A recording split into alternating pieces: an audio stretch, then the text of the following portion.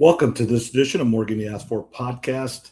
Thursday afternoon here, a little bit later than normal, but just like we talk about, the way it works sometimes. Get stuck with just me today.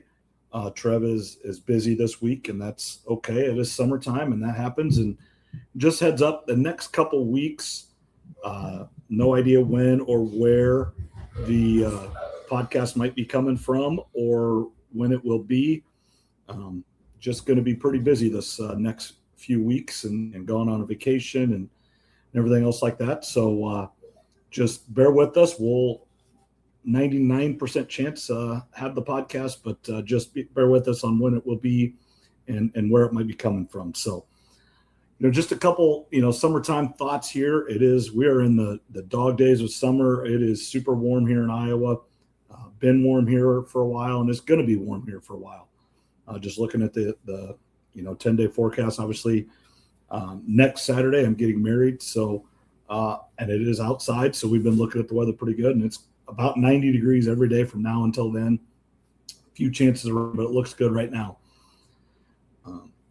So that's just summertime in Iowa. And I know other places are dealing with the same thing. And I know last weekend with the 4th of July, the Pella marching band was supposed to march in the parade, and they canceled the parade because it was 100 and some degrees and whatever it is. Stinks for them, but I know they made the best of it. And, we had a great time on the 4th with family and stuff like that, and hope everybody did as well. 9th of July now, kind of turning the page. This last week had Big 12 Media Days. And so football is starting to happen. So in the next week or so, it'll be the Big 10 Media Days and the SEC and the ACC and whatever other conferences might have theirs. But we are turning the page to football very, very soon. We here at Morgan You Asked For podcast are not going to quite turn it there yet. But I do want to talk a couple highlights out of the Big 12 Media Days. I know the big talker is the Monster Energy Big 12, the sponsorship deal. Overall, it's fine. I think the money probably could have been more than it is. It's roughly $1 million a team. Everybody's coming out and saying, well, certain teams are getting $5 million for their own. Well, I do think you're still able to do that. So good for you. Go get your own patch. I do think this is going to be integrated with the Big 12 patch. So it's not going to be the Big 12 patch plus a Monster Energy patch plus a different patch if your school decides to do that. I do think the Monster Energy will be incorporated with that Big 12 patch that's already on all the jerseys.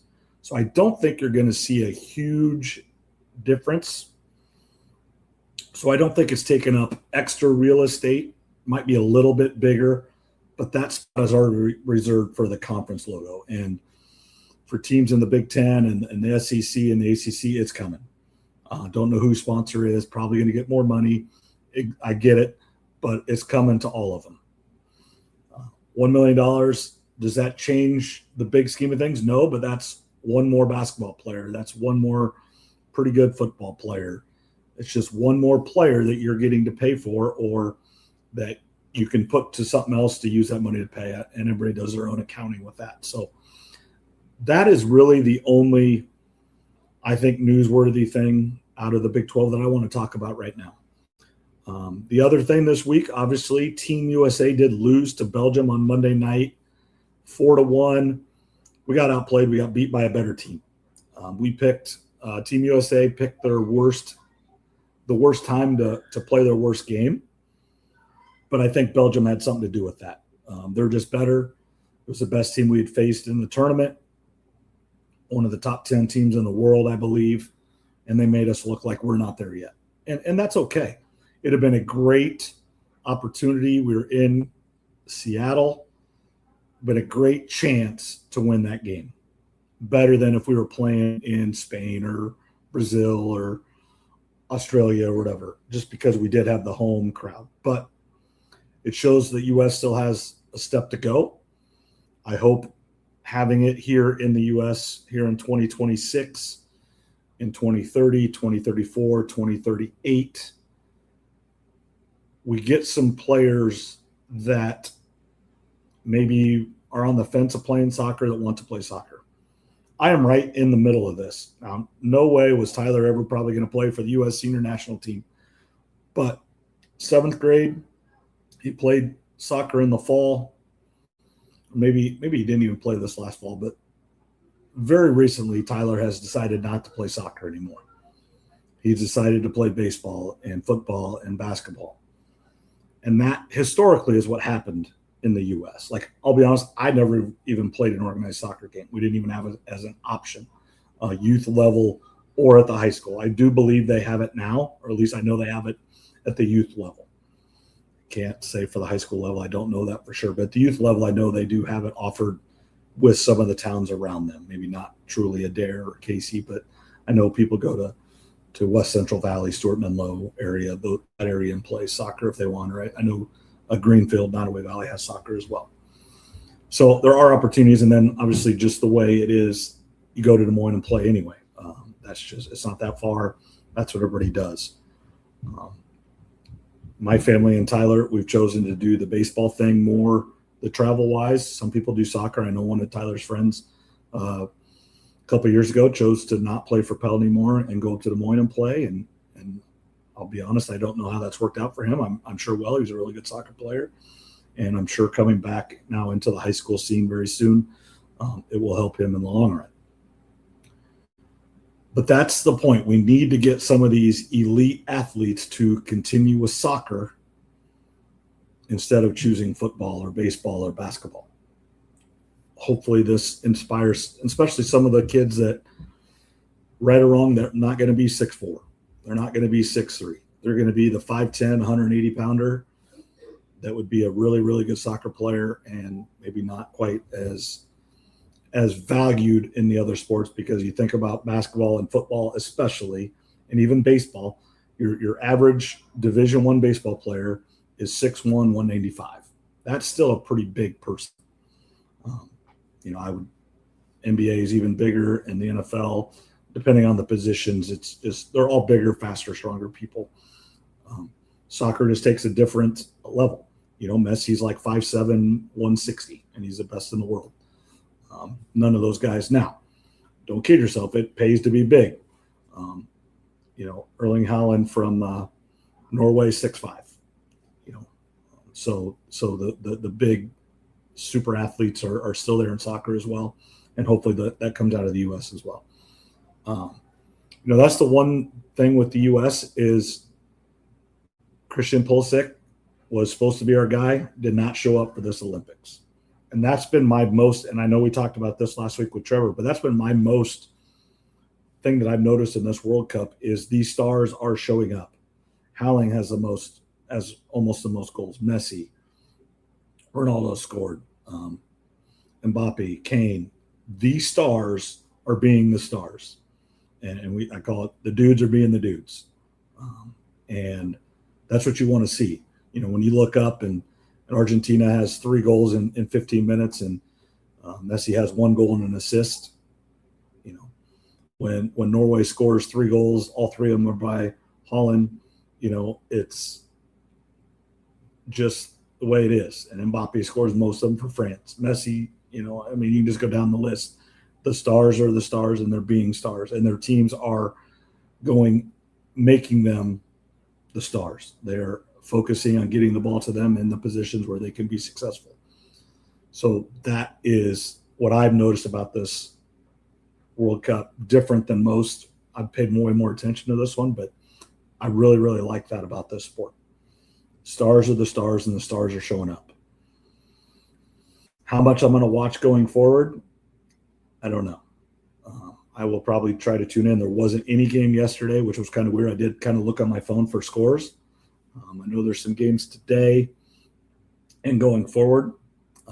Starting tomorrow, and this is kind of another one of the topics I'm going to hit, but starting tomorrow, I'll be in Cedar Rapids for the weekend for Tyler's state tournament. Mason is in Grimes in state tournament. I know I've got a couple other friends that have kids playing in Cedar Rapids or Grimes. And so good luck to all those teams out there playing for their state championship, whatever level, age group it might be. Do your best, have fun, and enjoy the times together. Because I know with Tyler's team and and just Tyler's age.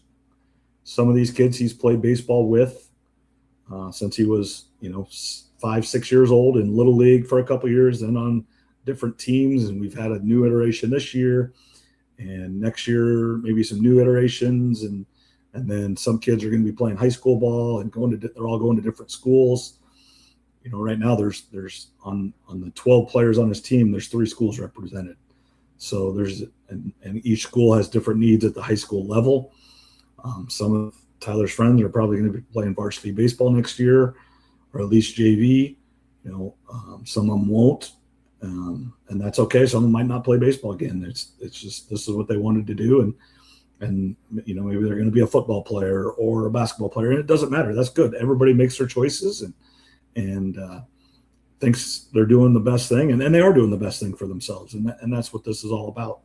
So enjoy the time with people. You never know what's going to end. Speaking of ending and potential endings, and farther than we thought, Connor, Laura's son, plays for Albia, has won 2 games in the playoffs. Now, the first playoff game, they were probably on paper supposed to win, but they were down most of the game and came back and won. And then the other night at Cardinal, really we're supposed to lose, the number 1 seed Cardinal Comets, and they got to the pitcher first inning and then hung on for 11-3 win, or 11-5 win. It really wasn't a hang on. They were ahead good all game. So they play Saturday night at Central Lee, the Hawks down there in Southeast Iowa, in the corner of Southeast Iowa. So they will be there. And, if you play well, you win. You don't play well, you go home. And that's most likely, I believe it will be his last game ever in an organized sense and as a team in that situation. Not that you can't go play baseball. They've got adult leagues, and yes, it is real baseball. I know I've umpired it. I played in it a couple times, in college or whatever for different things. So there are opportunities, but it's still not the same. So, he's enjoying his last few days with his friends because, in that situation, when you graduated everything and people are going to different college, I think, all the seniors on that team are all going to a different school. I do believe they're all staying in Iowa. I mean, it's a BV, a Simpson, a Central, an Iowa State, and then kind of going into the trade in the workforce. But the trades, I think HVAC is what he's doing, which is a really good thing as well. I've got a friend that does that, and he does very well, and that's a great thing as well. So it's never the same after you graduate. Not that, I still see, speaking of the baseball thing, high school friends, Greg Westergaard and Mark Reha, and their sons were all the same age, and they're all playing the same division for 3 different teams. And we played each other, and then we've been in the same tournaments where we didn't play each other. And then, Tracy Troster, her son's, a little bit older, but he's seen him around. And then Renee Simlink, who's a year younger, but she's got a son that same age as that we played over the years as well. So it is kind of funny how the world's big, but the world's small. We show up at these places and you run into the same people you grew up in a town of 700 in. So, and some of it is, none of us went very far. We're all still in the central Iowa in Des Moines, and we all congregate in Des Moines for different things. But that's just what it is. And enjoying your friends, and then seeing your friends' kids succeed. And I know a couple years ago, I think this was on Facebook or whatever, but Greg's son, Mark's son, and my sons were all in a home run derby together. That's just fun. When we were their age, this kind of stuff didn't happen. It's the difference in youth sports now, and we all kind of laugh at how much money we spend on our sons and daughters, whatever it might be, doing things compared to what our parents spent on us. And some of it wasn't that our parents wouldn't have spent it on it. It just wasn't the option, and just these leagues and these tournaments and everything just not the same. And that's not good, bad, or ugly. It's just the way it is right now. And it's a good thing. I think having kids play sports, I made my life out of that, coaching PE and coaching different sports in my life. I just think the value of athletics and what it teaches people and is invaluable. And I think it doesn't matter what you do outside of the sport, it helps in that aspect. So I will always be a huge advocate for that, and we'll continue to do that well after my son's playing, and then hopefully my grandkids are playing. We can do that stuff again. And again, it doesn't have to be necessarily the big baseball, football, basketball. I know that there's dance and there's tumbling and there's, you name it, you can find something to do. And I know there's some of my friends that do some horseback riding stuff, and that's just as crazy as everything else. So just find whatever you're passionate in, whatever your kids are passionate in, or grandkids, or whoever is important to you, and then just get behind them and support them the best you can. And that's different for everybody. And there's nothing wrong with that, but just support, and show them that you care, that you're interested in them, and that you love watching them do whatever it is they do. Whether they're the best player, the worst player, it doesn't matter. You want them to be part of a team and try to get those attributes to themselves. And I know that's one thing I'm really working on with my son Tyler. Being a better teammate, cheering on people. Even when you don't have the best day, your team won, be super happy. Even though I know deep down you're a little bit, and that's everybody. Everybody wants to do awesome all the time. That's just not the way sport happens. But, one day you're going to have 3 hits and you might lose. The next day you have 0 hits, your team wins. That's just baseball. Or you can do the same thing in every other sport. But how you handle it, how you control it, how you act around other people are just so important. And I hope kids get benefits from that, and I know they do. One of the last things I want to talk about here, just a little bit, Caitlin Clark. Again, she did play last night. They won, or they did lose to Los Angeles. Kate Martin was on the bench there. Kelsey was not playing, but that league has got to figure it out, and we talk about it all the time. Voted Caitlin Clark like the 11th best guard, and I saw a thing. And again, you got to be careful with these. You never know if it's true or false, but I do believe this one. She was just Candace Parker, one of the greatest players ever, just shaking her head. It's like, if she's the 11th best guard, there's just something wrong. And that was the players. That wasn't the fans. That wasn't the media. They had her all in the top 5, I believe. But the players themselves, just for some reason, that league has chosen to not like her and just make it really, really hard for her. And hopefully it turns around. I know I watched it a little bit last night, but I ended up just going to bed. So that's really all I got for you this week, about shy of 20 minutes here on my own. Thanks everybody for tuning in. Thanks everybody for listening. I know summertime's crazy. I know the podcasts I listen to, sometimes I get behind, so I understand that. Just do your best. Tell people about it if you think they'd like it. And, if you can, rate, review, subscribe, all the things, YouTube, Spotify, Apple Music, whatever you listen to, it's on there. I'm sure you can find it. And if you cannot, you can get a hold of us anyway at morganyas4podcast@gmail.com, or you have my Twitter, my whatever. You can just get a hold of me. Most of you that listen to this have my phone number, so just call me if you need anything, whatever. But again, thanks for listening. Thanks for tuning in, making this fun. Trev and I, like we talk about, we don't get paid to do this. We just do it for fun and kind of letting our thoughts out and getting it out there to different people that might want to hear it. So thanks again for listening, and we'll talk to everybody next week.